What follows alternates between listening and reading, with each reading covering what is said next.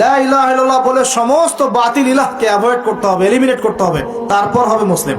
এখন আপনি 5 ওয়াক্ত নামাজও পড়বেন মাশাআল্লাহ, এদিকে সুদও খাবেন, আপনি রমজান মাসে সাওমও রাখবেন মাশাআল্লাহ, আপনি ঘুষও নিবেন, আপনি এদিকে দান সদকাও করবেন, আবার যাকাতও দিবেন না, এদিকে মাশাআল্লাহ আপনি তাহাজ্জুদ পড়বেন, পর্দা মানবেন না, হ্যাঁ, এদিকে আপনি তাসবিহ তাহলিল করছেন, হজমরা করছেন বছর বছর, এদিকে দুর্নীতিও করবেন, অন্যের সম্পদ আত্মসাৎও করবেন।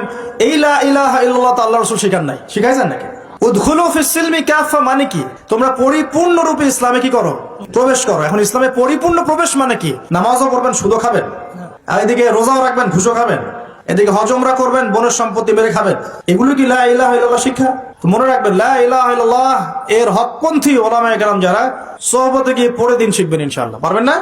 এটা চেনার জন্য আপনাকে এত কষ্ট করতে হবে না, এত কষ্টের প্রয়োজন নাই। খালি দেখবেন যে কাদের দাওয়াতে বাধা বিপত্তি নেমে আসে আর কাদের আসে না। এতটুকু চোখ কান খোলা রাখলেই বুঝতে পারবেন ইনশাআল্লাহ আযজা ওয়া জাল। এই জন্য একজন মজলুম বলেছিলেন যে তাকে মৃত্যুর সময় বলা হচ্ছে কালিমা পড়েন। কি পড়েন? কালিমা পড়েন। সে বলছে যে আমাকে কোন কালিমা পড়তে বলছে? যে কালিমা তোমরা পড়ছো সেই কালিমা পড়ার পর তোমাদের রুটি রুজির ব্যবস্থা হচ্ছে, আর আমি যে কালিমাটা পড়েছি এই কালিমার জন্য তুমি এসেছো আমার গলায় আজকে ফাঁসির কাষ্ঠ জ্বলাতে।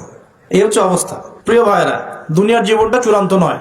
এখানে সফল হতে হলে একটা আয়াতেই যথেষ্ট আপনার জন্য। আজকে রাসূল যা দিয়েছেন নিয়ে নেন, যা দেন নাই ছেড়ে দেন, যা নিষেধ করেছেন ছেড়ে দেন, ব্যাস, আর কিচ্ছু করতে হবে না।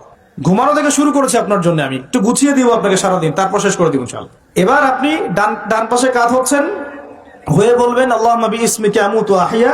তার আগে যদি সম্ভব হয় 33 বার সুবহানাল্লাহ, 33 বার আলহামদুলিল্লাহ, 34 বার আল্লাহু আকবার পড়ে আপনি ঘুমিয়ে যাবেন।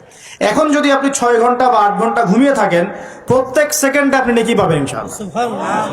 কেন নেকি পাবেন? কারণ আপনি আপনার আদর্শ মতো ঘুমান নাই, আপনি রাসূলুল্লাহ সাল্লাল্লাহু আলাইহি ওয়াসাল্লামের আদর্শ মতো ঘুমিয়েছেন, মুহাম্মদ রাসূলুল্লাহর উপর আমল করেছেন।